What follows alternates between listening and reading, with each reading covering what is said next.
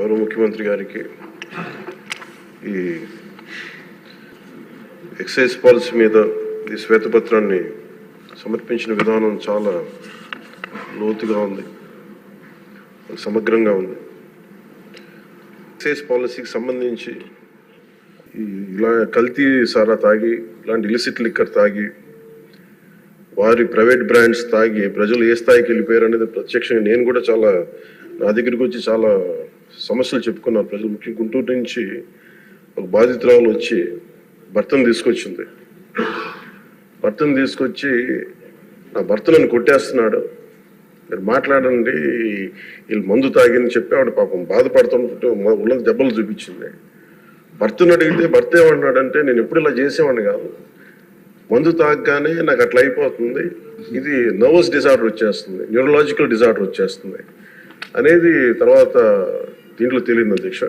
ఊనే ఒకసారి అంటే ఇంకా విష్ణుకుమార్ రాజు గారు చెప్పినట్టుగా ఇది ఇంకా 3,000 కోట్లుగా చాలా లోతైన దోపిడీ జరిగింది. దీంట్లో లాస్ ఆఫ్ కన్సిడరబుల్ రెవెన్యూ దాదాపు 18,860 కోట్ల 51 లక్షలు అనేది ప్రాథమికంగా తేలింది. దీంట్లో అంటే ప్రజలకు కావాల్సిన డబ్బు, ప్రజలకి రావాల్సిన డబ్బు ఇవన్నీ కూడా ఎక్కడికి వెళ్ళిపోయినాయి. నిన్న ప్రధానమంత్రి గారు మనకి కేంద్రం బడ్జెట్లో మనకి 15,000 కోట్లు ఇవ్వగానే ఇందాక గౌరవ ముఖ్యమంత్రి గారు చెప్పినట్టుగా మనం అందరం చాలా ఆనందపడ్డాం. దీంట్లోనే నిజంగా ఈ 15,000 చిల్లర కోట్లు మనకు వచ్చిందంటే అసలు క్యాపిటల్కి ఇబ్బంది కూడా ఉండేది కాదు. పోలవరం చాలా వరకు అయిపోయింది. ఇవన్నీ పక్కన పెడితే అధ్యక్ష, నిన్న రివ్యూ చేస్తా ఉంటే ఒక 20,000 తీసుకున్నాడు ఒక అధికారి, మన ఏసీబీ వాళ్ళు తీసుకున్నారు, ఇంటర్ డిపార్ట్మెంటల్ ఎంక్వైరీ చేస్తాం అని చెప్పేసి ఒక రివ్యూ ఏదో కేసు గురించి చదువుతా ఉంటే తనకి కాంపెన్సేషన్ రావాలి, తనకి కోర్టుకి వెళ్ళారు. అది మాట్లాడుతున్నా ఒకటే అనిపించింది, ఒక చిన్నపాటి ఉద్యోగి తప్పు చేస్తే 20,000 రూపాయలు లంచం తీసుకున్నాడని చెప్పి లంచం తీసుకున్నందుకు ఏసీబీ ఎంక్వైరీ ఉంది, లేదంటే డిపార్ట్మెంటల్ ఎంక్వైరీ ఉంది.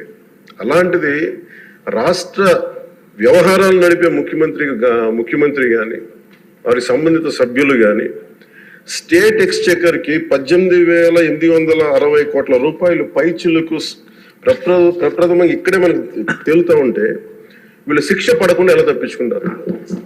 శిక్ష పడాలి.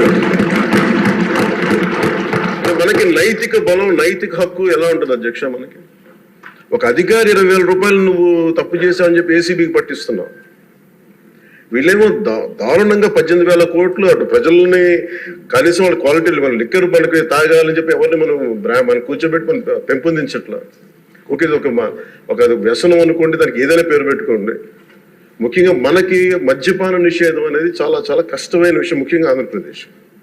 ఒకవైపు యానాం, ఇంకోవైపు మనకి మధ్యప్రదేశ్, ఇంకోవైపు చూస్తే మనకి తెలంగాణ, ఒరిస్సా, తమిళనాడు, కర్ణాటక, ఇన్ని బార్డర్స్ ని షేర్ చేసుకొని మద్యపాన నిషేధం అనేది ఇప్పుడు చాలా కష్టసాధ్యమైన విషయం. గతంలో కూడా చేశారు, సాధించలేకపోయాం. ఇప్పుడు రెగ్యులేట్ చేయాల్సిన అవసరం ఉంది. ఇందాక గౌరవ సభ్యులు బుచ్చయ్య చౌదరి గారు చెప్పినట్టుగా ఒకటి స్టేట్ ఎక్స్చెకర్కి లాస్ జరిగింది, ప్రజలకి ఆరోగ్యానికి హాని జరిగింది. దాంతోపాటు అసలు ఈ వ్యసనాన్ని తగ్గించే పరిధిలో కూడా కొంత ఉన్నారు, కొంత బడ్జెట్ కేటాయించాలి, ముఖ్యంగా డీ అడిక్షన్ సెంటర్స్ కానీ వీటితో పాటు కేటాయించాలి.